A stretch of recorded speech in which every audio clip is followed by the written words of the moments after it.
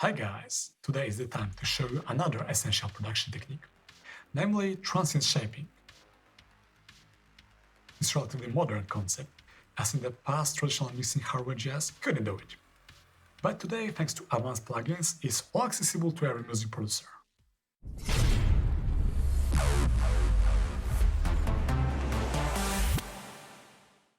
First of all, what are transients? These are these initial noisy and crackling parts of the sound which are important to our hearing.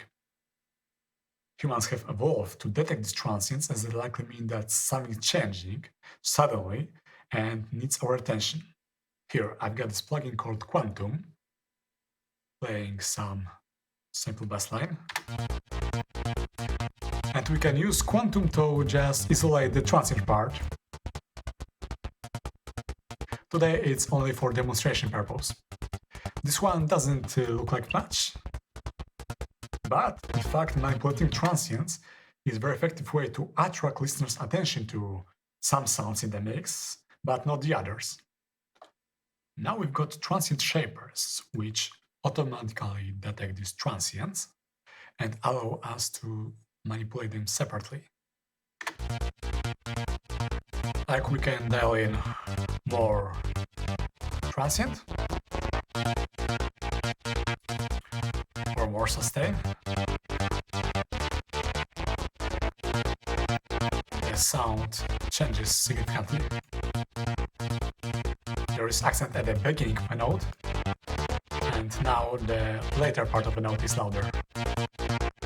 And the important thing here is that we can target these transients directly.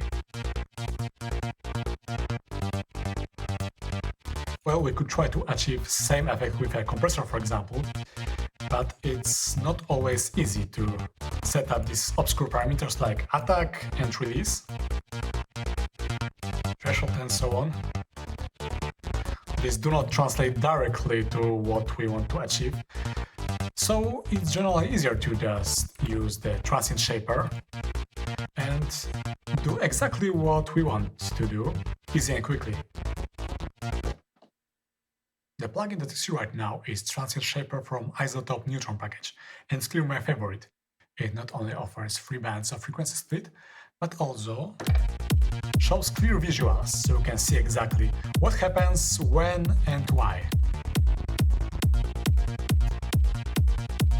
It is also important for volume compensation, as most transient shapers that I know do not automatically compensate the volume. It can easily get out of hand. And right here we can see that the output signal is louder than the input signal.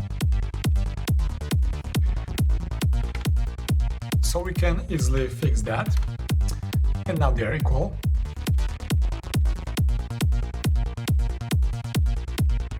So this is easy and quick. So where to add transients and where do not? This is similar to the topic about compression, which I discussed in another video. Not exactly the same, but then it depends on personal preferences and structure of the track. I can only tell you how I do it in certain situations. The first and most obvious use is boosting the transient part of leads in order to improve their impact. Low transient attracts attention and tells the listener that the sound is important. Here is the real-life example from my latest project. Let's hear the full mix first.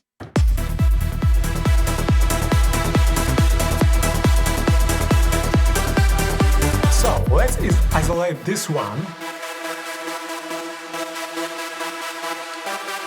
and let's hear it without the transient shaper.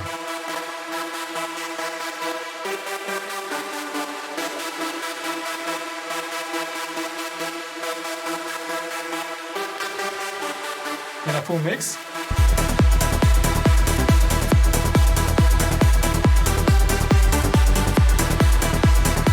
I think you agree that with Transient Shaper the sound is much more prominent.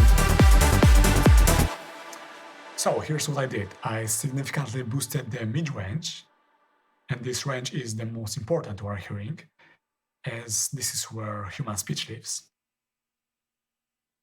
So I significantly boosted the attack, or transient part, and reduced the sustain to make up for it. so the overall level remains the same. And this is similar to playing shorter notes or using trance gate effect, and as a result, it leaves more space for other parts of the mix. Let's hear that.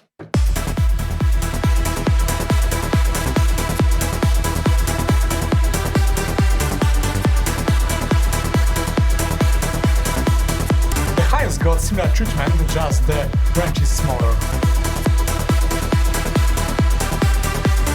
I also did the same to the other lead.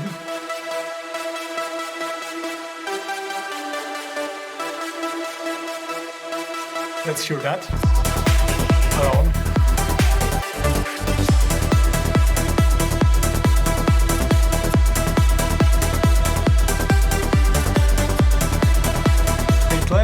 It's less obvious, but overall field remains the same, even though I pushed it quite far.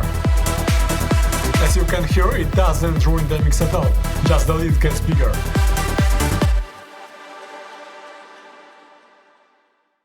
If you've got very wide lead, but at the same time want to make it stay clear and defined, I've got another trick for you. Here's one of my projects.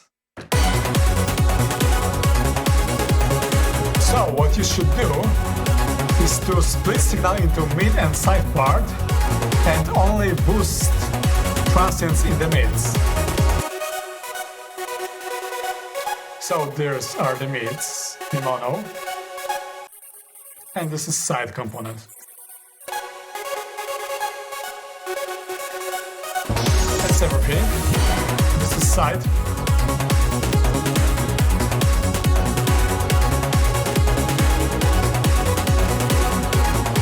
Well, better let's see how does it sound without the transient boosted.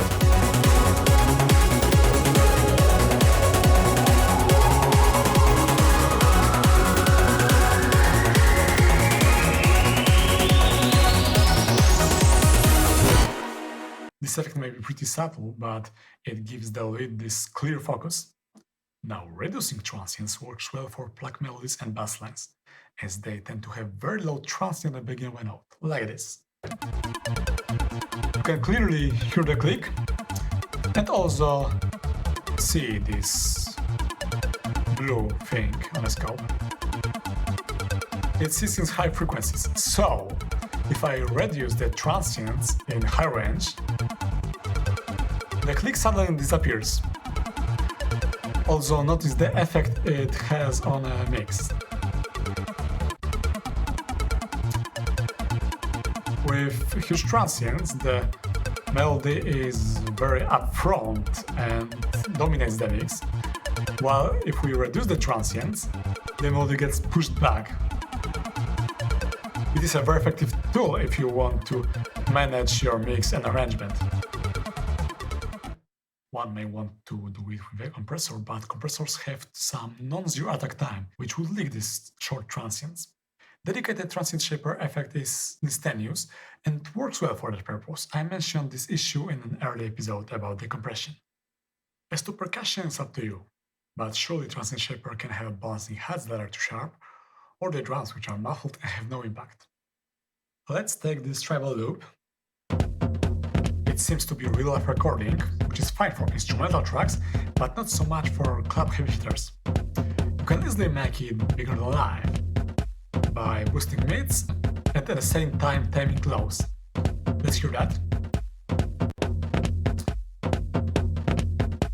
So the transient of mid part is significantly boosted while the sustain is reduced, and the opposite is true for lows. The transient is reduced and the sustain is boosted. So now there is clear separation between dynamic mids and sustained lows. So overall the mix gets cleaner and there is more space in it. Also, it reduces the dynamic range, which eventually will help making the final mix louder. Surprisingly, we can do the same to the bassline. Reduce transients and low frequencies in order to calm it down, like this. This is bypassed.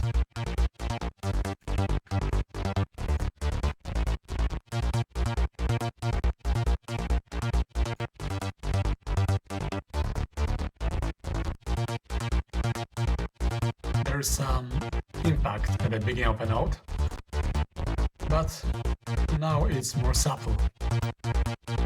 You probably don't want to have too much movement in your actual bassline in a dance mix. The bassline should sit in the background and build foundation for more complex melodies running on top of it. However, it doesn't make much sense to use Transient Shaper on a simple kick. The kick already has clear defined transients and body, and you can adjust it with many other tools like equalizer or compressor and many more. All in all, Transient Shaper is a fast and easy way to precisely control the sound in a practical manner. I can't imagine making music about it anymore, and you should try it as well. Thanks for watching. As usual, if you want to see more videos like that, hit like and subscribe